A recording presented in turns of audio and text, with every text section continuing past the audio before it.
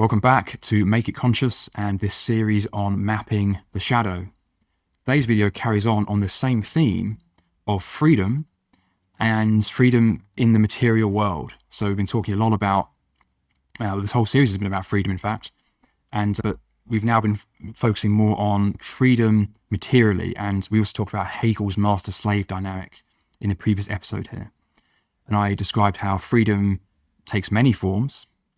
It can be the freedom of our will, the freedom of our intellect and emotions, and most certainly the freedom of our physicality, our material abundance or material movement, and our physical bodies and so on. And so I'm actually going to focus more now on that final piece. The truth is actually that they're all interrelated. And so that was one of the final points of the last episode, is that actually, if you find yourself not free materially, that make no mistake, this actually does reflect something about your own mind. Now, there's always a dialectic to unfold here. There's always a journey, but there's also, broadly speaking, sort of two extreme views or camps around this issue of finances and materiality. One is more skeptical and resistant to finance in general, believing perhaps that money and the pursuit of wealth is bad or evil in itself. And the other extreme kind of believes the opposite, and that you just need to smash all manner of resistances just to get what you want. Now, both of these are misunderstandings of what evil is. I've described evil in the concept known as the dissonance loop, evil being the willful abuse of freedom. So we all have freedom.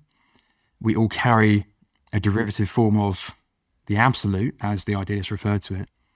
And that means we're capable of great evil, because we can actually use our freedom to violate the very freedom that we need to exist and to grow, to realize self-knowledge and to do evil itself. So in any case, if you just assume that all forms of money-making are evil, misunderstanding that old quote from the Bible that money is the root of all evil, or the love of money is the root of all evil, well, actually, maybe the pursuit of money for its own sake. So that's kind of what that seems to be implying. The love of money, sure, but the pursuit of anything for its own sake is the root of all evil, actually. This is why we have the dissonance loop. It's falling in love with the idea of something at the expense of the real thing. So what actually is money was a very long question, but in a nutshell, I think of money as, if anything, it's a symbol or a token. And it's a symbol of what? Well, it's a symbol of contribution. It's a symbol of economic energy.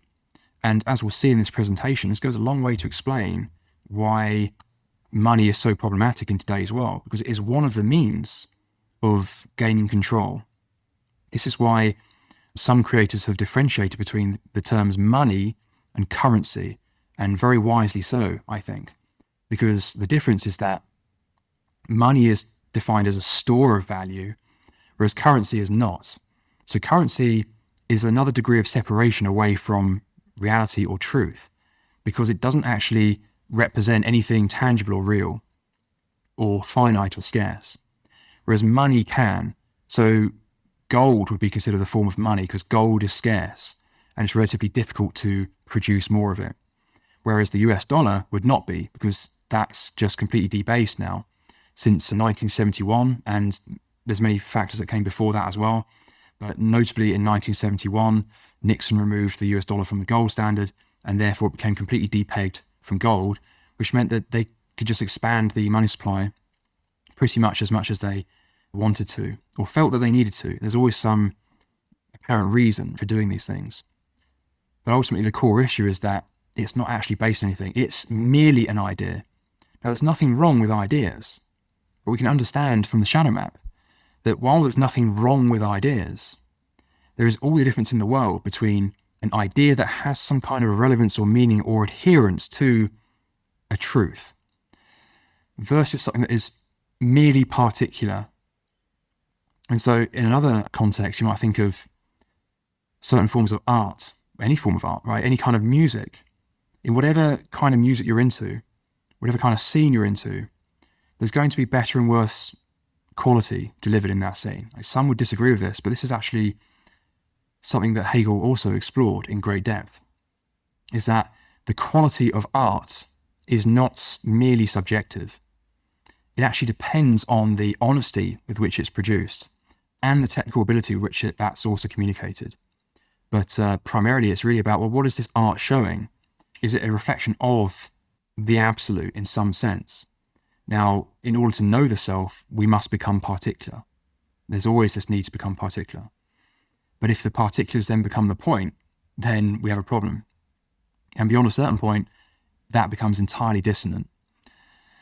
So there's many ways of thinking about this or illustrating this, and the best way to do it is through examples. And none of these examples are the point, they're just ways of pointing to it. So I keep coming back to this one around kindness, that kindness taken to its complete extreme is actually no longer kindness. It looks like kindness. In fact, it looks so much like kindness that it's anything but kindness. And it completely misses the need for legitimate self-care, completely denies the need for legitimate self-care in other people.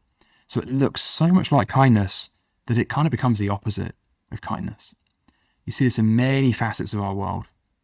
Another example I sometimes talk about is the BBC in the UK, to call out an organisation, which I rarely do, but here we go.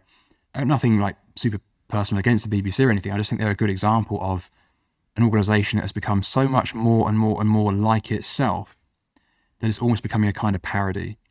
And if you listen to the way BBC presenters talk these days, a lot of them, at least the ones I've seen recently, they talk like they're from the BBC, if that makes any sense. And there's certain intonations and certain posturing and mannerisms that it's like they've just doubled down on that to such a degree that they don't know why they're doing it anymore. In fact, I'm going to jump to, if I can find it, there's another quote by Schelling that speaks to this somewhere. We're going to come back to it in another episode, but it says this. It says, "One who has tasted freedom can feel the longing to make everything analogous to it, to spread it throughout the whole universe. One who does not come to philosophy by this path follows and merely imitates what others do without any feeling for why they do it." So this is precisely what I'm talking about. It's become ever more particular. You look at the way something is done, you go, oh, it does a bit of this, it talks like this, it speaks in this way. When it's dealing with a sensitive topic, it uses this particular tone, and it completely misses the point over time. So the real essence of what they're doing gets gutted out from underneath. And what you're left is just a hollow shell. It's just a performance. It's just, like I said, a parody, a semblance, a caricature, a cartoon. Now, if you can really train yourself to understand this phenomena, you're doing so well. If you can really understand the essence of what I'm talking about here, like how this unfolding happens, why every idea has value, but must eventually become refined into the power position. And at that point, it starts to break down. The difference between actuality and underlying reality widens, and it must transform eventually. So let's jump back to this idea of, how the master-slave dynamic unfolds in the world as it's configured today. So it's not just workplaces where this unfolds, it's actually in all facets of the material world. So I talked about the financial system. Also, inflation is very much a related idea, the debasement of the currency that I referred to, which essentially means that $1 today is worth less than $1 was yesterday, let alone 10 years ago, let alone 100 years ago. We're going to be looking at that as well. Things like loans, mortgages, etc., not in themselves a problem, not in themselves a bad thing, nothing wrong with that at all, except for the fact that they can be missold or misused, or that they can be tied up with the same system in such a way that they might be issued unfairly. In other words, certain actors are able to issue these things without really any moral or justifiable reason to do so, and other people are misled or roped into it and end up on the wrong side of a compound interest calculation. But the deeper reason for this is that actually certain parties in this great game have certain powers that others don't, i.e. those that issue loans can do so and gain the interest on them without really having to do anything. So in other words, they create more of the mere idea, and I'm reluctant to say symbol because it's more of a token, like a currency is a kind of symbol, but it goes to the next level of refinement because it's, like I said, it's by definition not representing something real. So in other words, one person gets to create more and more and more of the idea of the token, and the other person has to do real, tangible, genuine work to then pay that back. So does that sound familiar? Does that sound not a bit like what we spoke about in the last episode, the master-slave dynamic? One person is given all the power, the other person has it stripped away from them. It's exactly the same thing, right? So there's other forms of power dynamics here as well.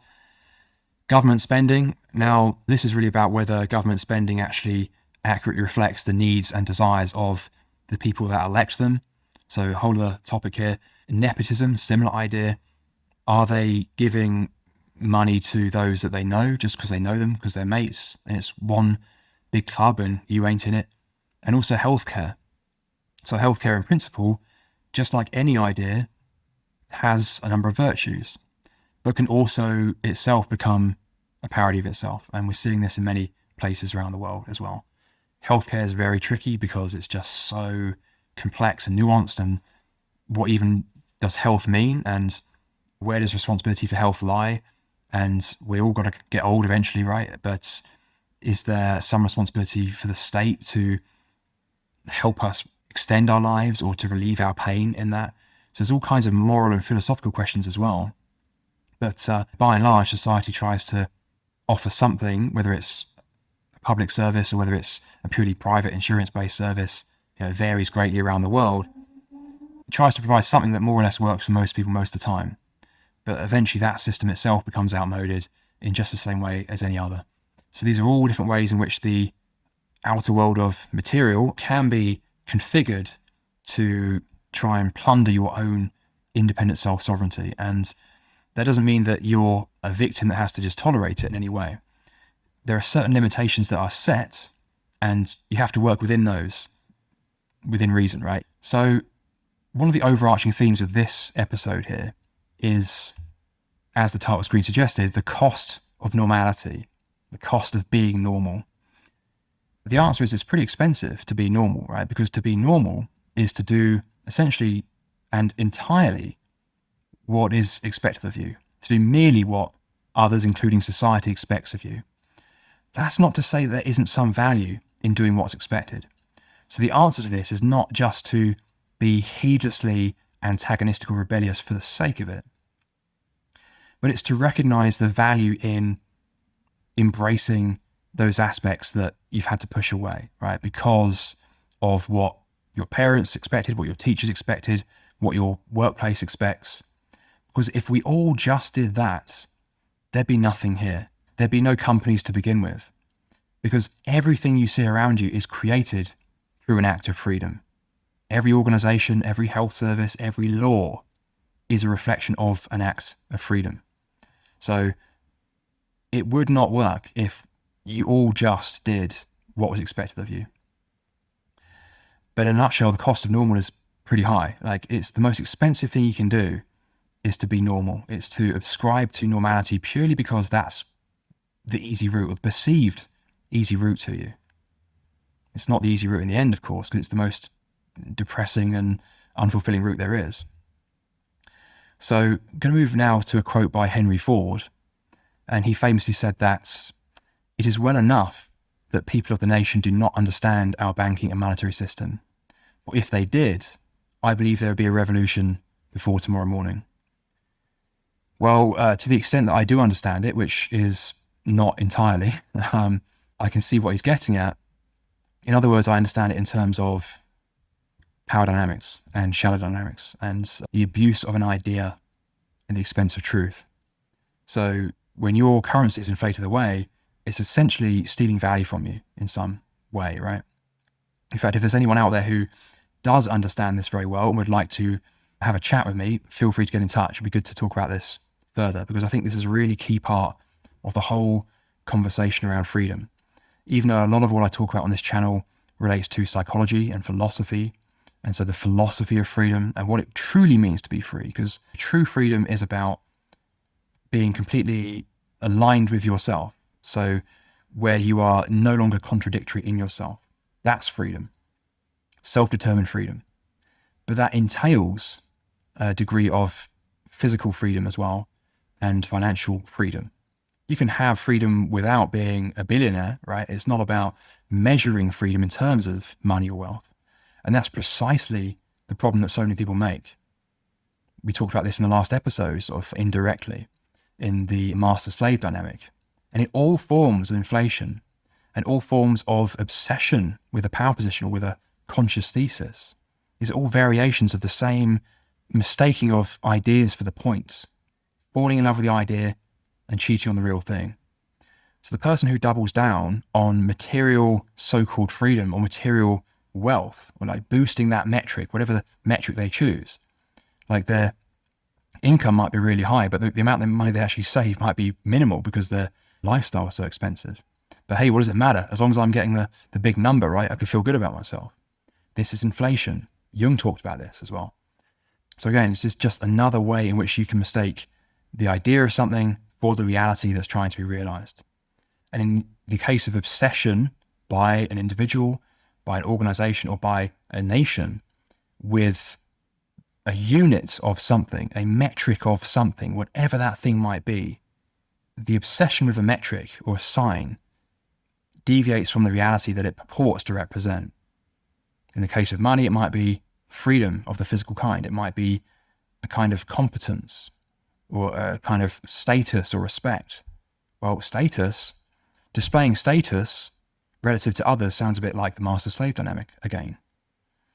Okay, so then I'm going to next hit you with some pretty stark figures that support what I'm saying. And here's a visual from a Visual Capitalist illustrating the declining value of the dollar since 1913. So for those who are just listening on the podcast, no problem here. I can explain it pretty clearly, I think.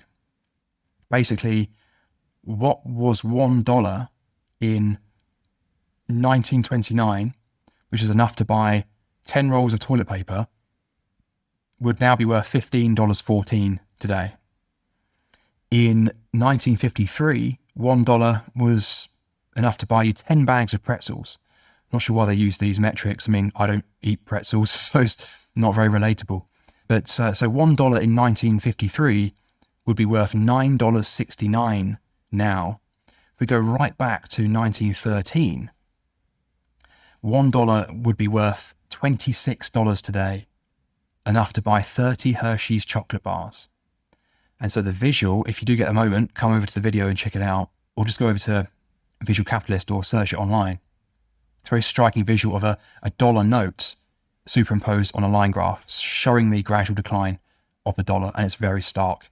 $26 versus $1 today. Isn't that incredible? By the way, it's not today, actually. This was until 2020, a mere 5 years ago. But guess what's happened in the last 5 years? I haven't checked the recent figures, but even in 2022, it was something like 25% of all dollars in existence had been printed since the COVID pandemic. Just extraordinary, unparalleled, unprecedented levels of currency creation.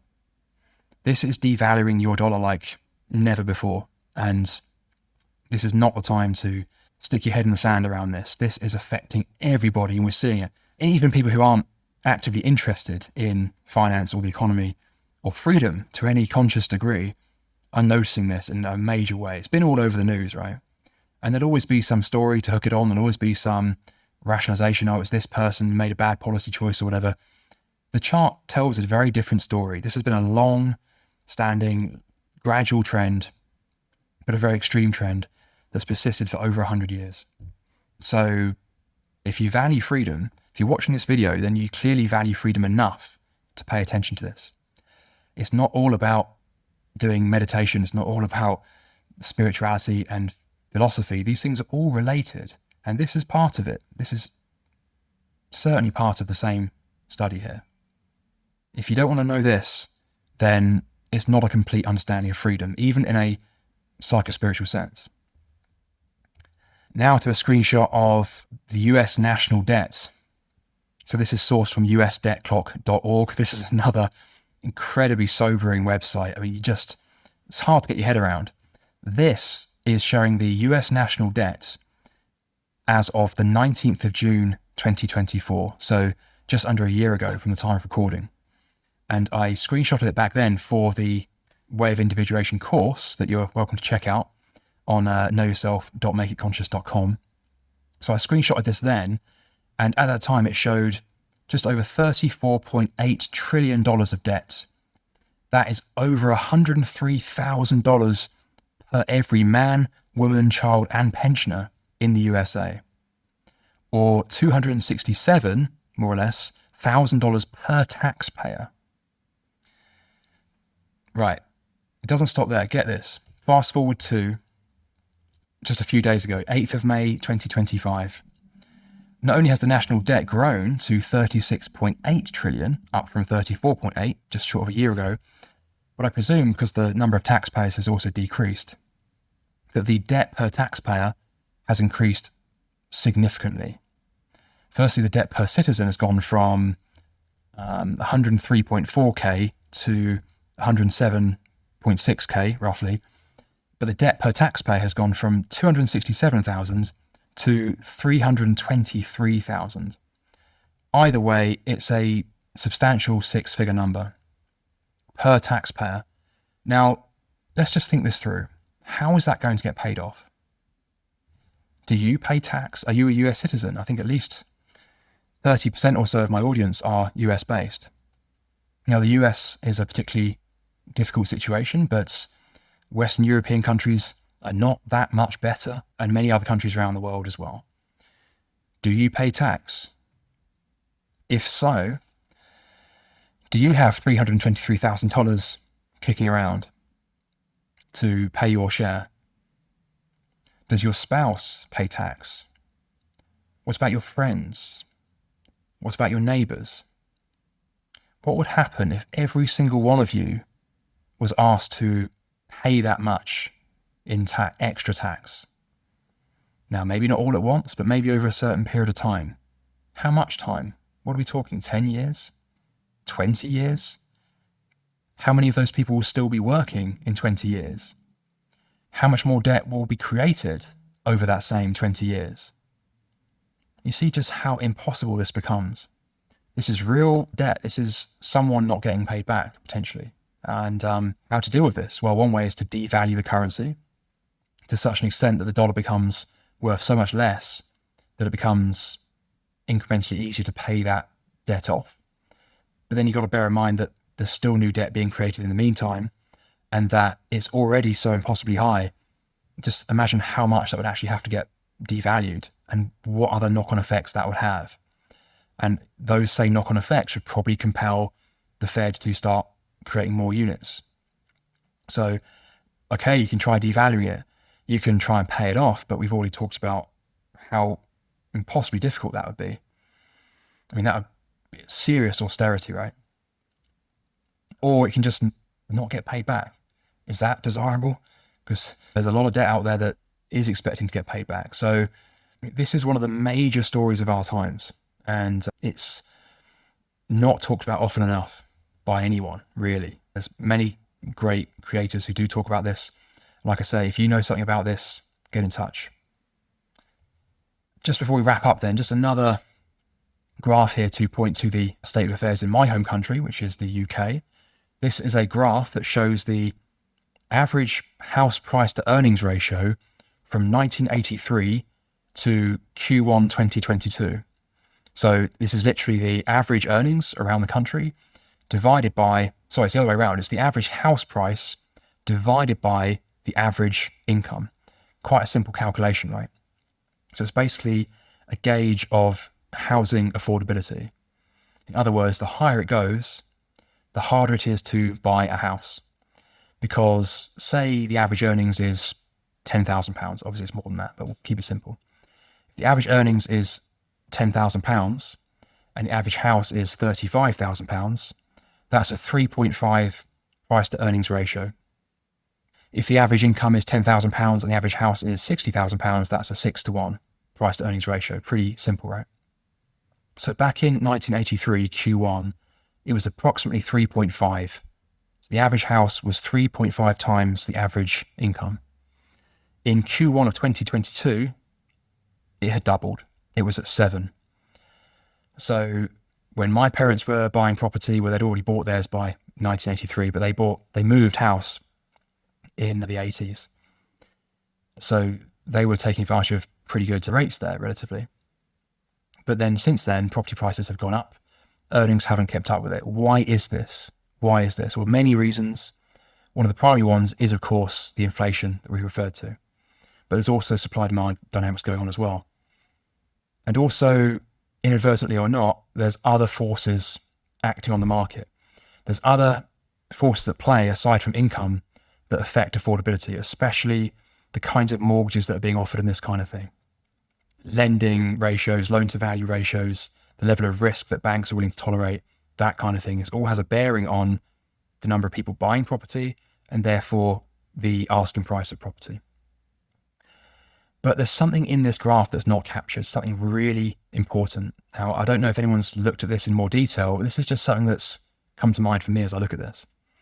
And that is quite simply that what constitutes an average house in 2022 or today in 2025 is not the same as an average house in the 1980s. What constitutes an average house or an average property is not a constant. The housing stock has changed. The kinds of properties people are buying has changed. The number of people living in cities has increased. So presumably the average size of property has probably gone down. I don't have the data for that, but it stands to reason. It seems to be what's going on, right? And more people are moving into cities and apartments, or have been at least. Maybe there's been a slight decrease in that since the pandemic, but gradually over the last 40 years, that's been the trend. And so what is an average house? Gone are the days when you could graduate or even leave school at 16 or 18 and then go and train as a nurse or a police officer. And within 3 years, you'd be putting a deposit down on a 3-bedroom, semi-detached house in the home counties. And then you'd pay that mortgage off in 25 years and you'd then have a lovely house. And then that in the same 25, 30, 40 years, that house has grown by several hundreds of percent. What's really going on here? Well, I think the ultimate reason is this. It's that every idea taken to its extreme becomes caricatural and outmoded and then has to be called into question. The truth of it has to be held to account and it has to then reform. So we're seeing a kind of swan song of the ending of a thesis. I don't want to be too dramatic about it. It's not the end of the world or anything, but it is certain aspects of our world that are very core to the way it operates. And the level of change is increasing to a great degree because it's the cusp of the curve. And so all these existing paradigms that my parents' generation just capitalized on in such a great way, and many of them perhaps don't even question that it's actually unfolding the way it is. They're saying our property always goes up. Nothing always goes up. It might take 1,000 years, but it's not true to say that everything always goes up. However, amidst a perpetually devalued currency, there's a lot of upward pressure on the nominal value of property, potentially, but there's also a lot of downward pressure because there could be a great deal of destruction that comes along through hyperinflation, all kinds of things. So even though your property might, say, go up even 5% a year, the actual value of the currency might be going down 10, 20, 50, 100% a year. So you may have stashed away a chunk of it in property, but you're actually not keeping pace with the actual value of currency. So some stark words there and some food for thought. Let's leave that episode there. I hope you found it useful, guys. And again, if you'd like to study this a bit deeper in my self-study course, check out The Way of Individuation, available at knowyourself.makeitconscious.com. And there's a bunch of courses there, including ones on active imagination and, of course, shadow work, both inner and outer. So thanks again for your time and attention, and I will see you in the next one.